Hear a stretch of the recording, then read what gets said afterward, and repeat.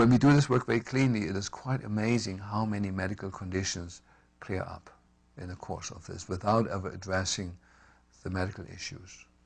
Or sometimes it happens we clean up a trauma and now the homeopathy or the acupuncture that never worked before is now working. That's one aspect of the work I feel everybody should do. The second aspect is to look for unresolved conflicts that is different from trauma. For example, it is very common in a boy's life that there is some usually unconscious competition with dad about mom. Yeah? Both are competing for the attention with mom, and depending on how responsibly dad handles that, what can emerge here is what Hammer calls a territorial conflict. You know, both exist in the same home, the boy and the father. Both need mom's love and attention. The father only to the degree that he is not healed himself in terms of his own.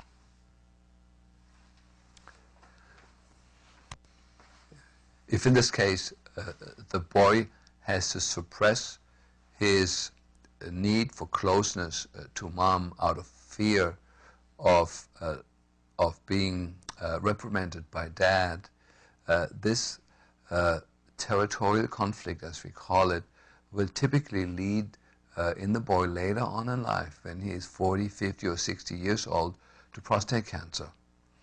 And so the second part of my work is recognizing patterns in families, usually originating in unsolvable conflict situations. And the pattern recognition and cracking those patterns is a great joy to do that in the office.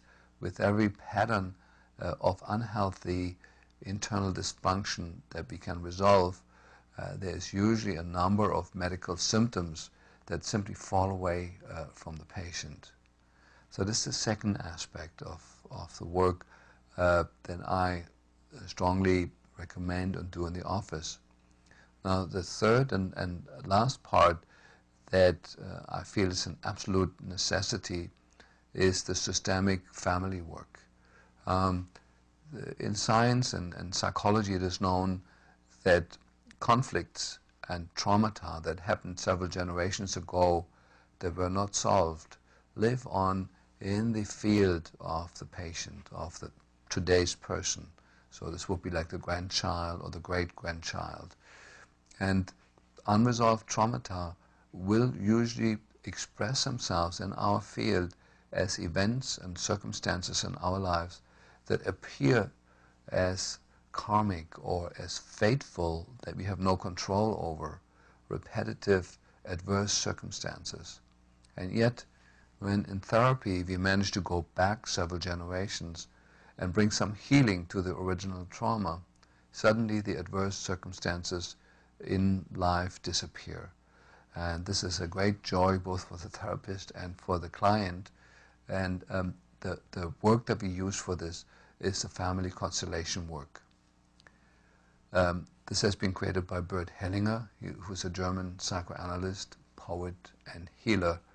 It is very, very powerful and very simple healing work. A little bit about the tools that I recommend to use. So, number one, for the trauma therapy, I developed a technique that is generally referred to as mental field therapy. The origin, the source of this are many other types of treatment. I worked with Milton Erickson in the later part of his life, and one of my great mentors was David Cheek, one of the major co-authors and friends of Milton Erickson, who developed a method by using finger signals. The patient is in a semi-conscious state and learns from the subconscious to allow his body to give physical signals by lifting a finger for yes and one for no, that allows the therapist to engage in a dialogue with the subconscious where the content is brought to light that is lost otherwise to the conscious mind, and often the place, the arena where the healing needs to happen. I translated that technique into a muscle testing kinesiology-based technique that again had many influences. One of my major teachers in that work was Scott Walker, a chiropractor, but there was also John Diamond, a psychiatrist, and many of the teachers within chiropractic have been wonderful mentors for me in that field. So the techniques that have emerged. For trauma technique, I use mental field therapy, which simply uses the tapping of acupuncture points, eye movements, color glasses, drawing of pictures that we let the patient do, and a few other techniques that often involve the combination of acupuncture or acupressure-based techniques and psychotherapeutic methods.